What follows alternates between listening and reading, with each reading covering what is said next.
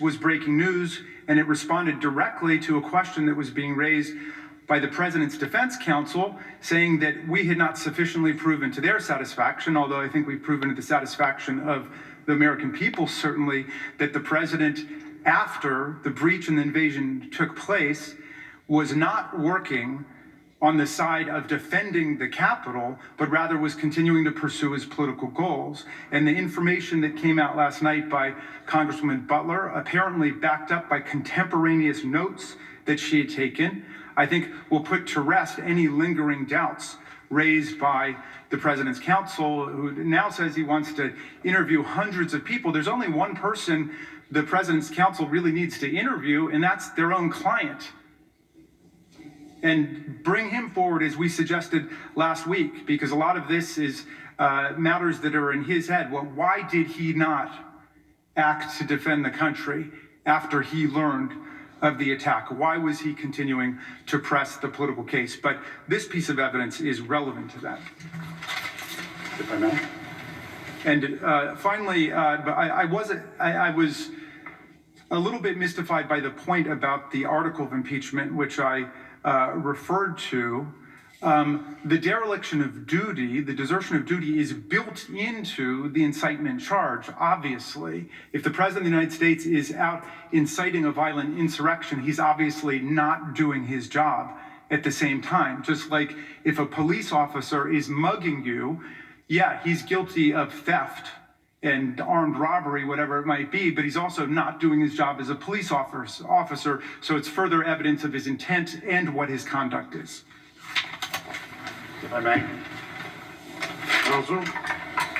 First of all, it's my understanding, it's been reported that Mr. McCarthy disclaims the rumors that have been the basis of this morning's antics, but really the rumors that have been the basis of this entire proceeding. This entire proceeding is based on rumor, report, innuendo.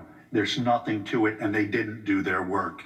Just like what happened with Mr. Lee 2 or 3 nights ago, some supposed conversation had happened, and they had to withdraw that. They had to back off of that because it was false. It was a false narrative. But it is one article of impeachment. Yeah, they threw a lot of stuff in it in violation of Rule 23.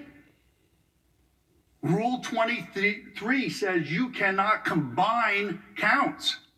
It's a defect in their entire case. It's one of the 4 reasons why you can vote to acquit in this case. Jurisdiction, Rule 23, due process, and the First Amendment. They all apply in this case.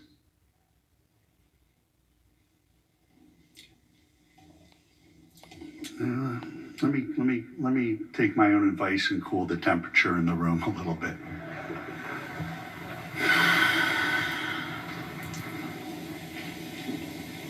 It's about the incitement. It's not about what happened afterwards. That's actually the irrelevant stuff. That's the irrelevant stuff. It's not the things that were said from the election to January 6th.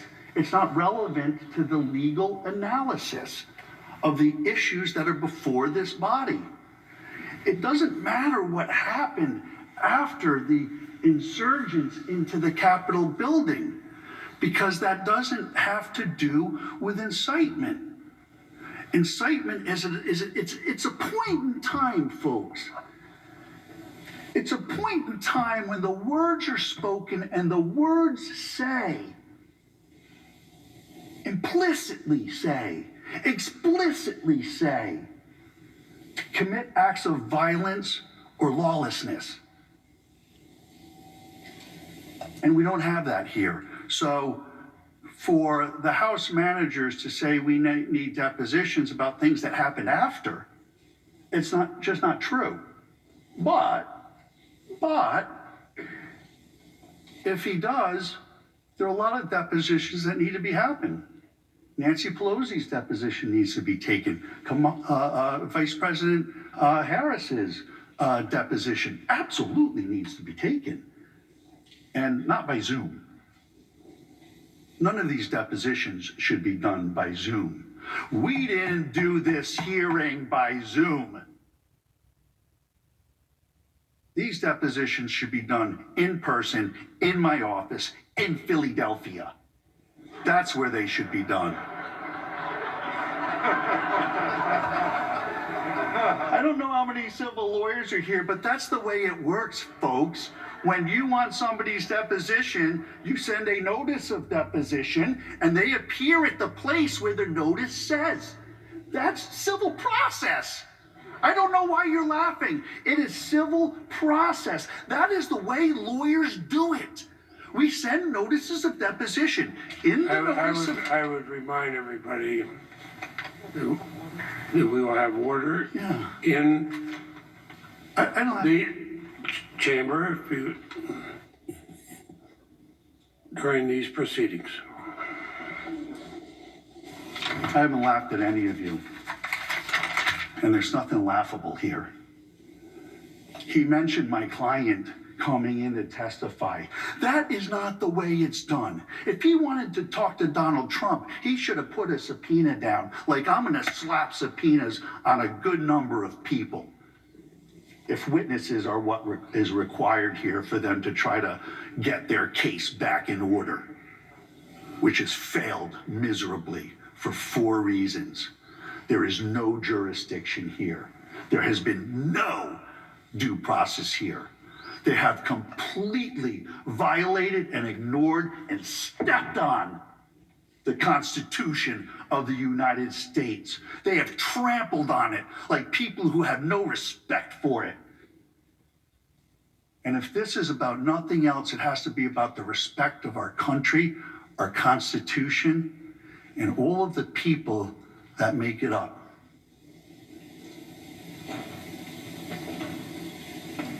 And so that I ask, when considering or voting on this witness matter, and to be clear, this may be the time to do it, but again, and everybody needs to know that the backroom politics, I'm not so much into it all, and I'm not too adept at it neither.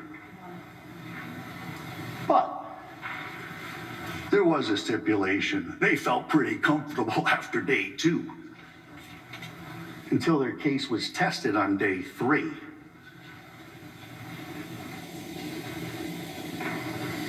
Now is the time to end this. Now is the time to hear the closing arguments. Now is the time to vote your conscience. Thank you.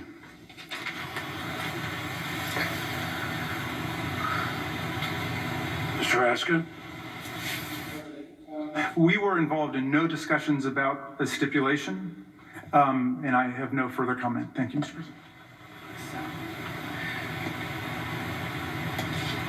So there you have it. This is likely to go to a vote right now. Position on that.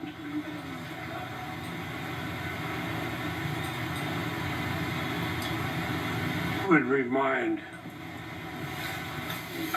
remind everybody, as Chief Justice Roberts noted on January 21st, 2020, citing the trial of Charles Swain in 1905, all parties in this chamber must refrain from using language that is not conducive to civil discourse. I listened to Chief Justice Roberts say that.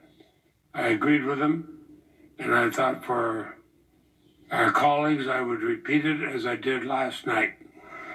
In the chamber, we want to give everyone at home a sense of what's at play here. And it's all about a conversation that Kevin McCarthy, the House Republican leader, had with the president on January 6th. According to another Congresswoman, Republican Congresswoman Jamie Herrera Butler of Washington, she said that McCarthy told the president, this is his recounting, you've got to hold them, his people. You need to get on TV right now. You need to get on Twitter. You need to call these people off. Going on, the president responded, Kevin, they're not my people. At the time, the president was still saying these were Antifa protesters. McCarthy, yes, they are. They just came through my windows and my staff is running for cover. Yeah, they're your people. Call them off. Then the president, well, I guess these people are just more angry about the election and upset than you are. You heard Michael Vanderveen, the president's attorney there, say that this is all hearsay and that Kevin McCarthy is disavowing it.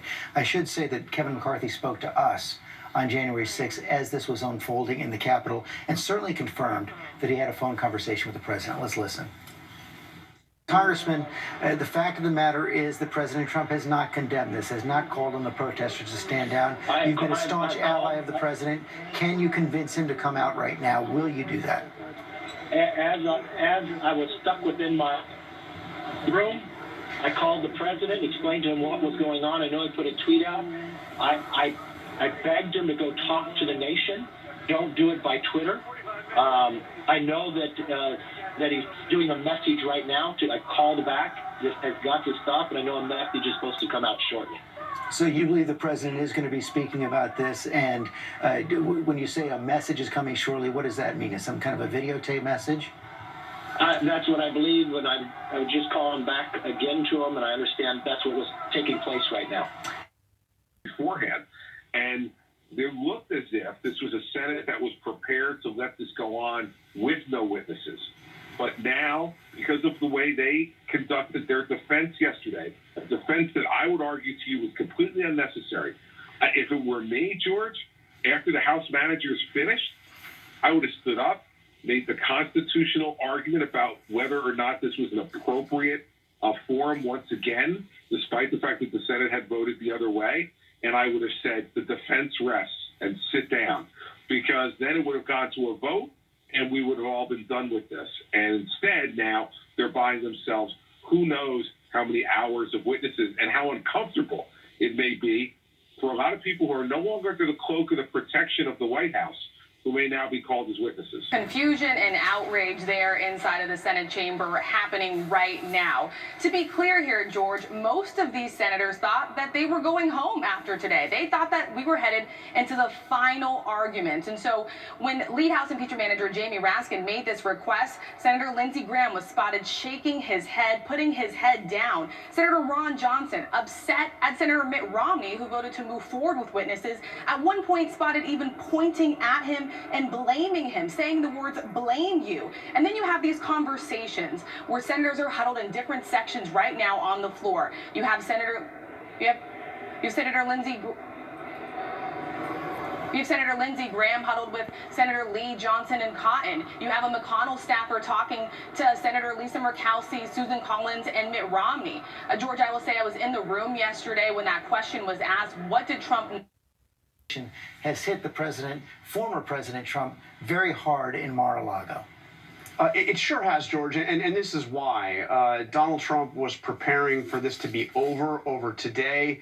Was expected to make a public appearance, perhaps immediately after a verdict or in the next day or two, declare victory, declare vindication for the second time, saying that they went after me and I was acquitted. But now we have this. This was entirely unanticipated by Donald Trump's legal team. They did not think that witnesses would happen. And we are told by sources close to the president that they are stunned, stupefied, and still trying to digest what the implications of this are. What will happen next? Who could potentially be called as witnesses? This could obviously go beyond simply one congresswoman talking about what Kevin McCarthy told her about his call with the president. Could you also get into a situation now with a clear majority wanting more information, where members of the president's personal team, his people like Mark Meadows, his former chief of staff, could be called as witnesses in this trial? And John,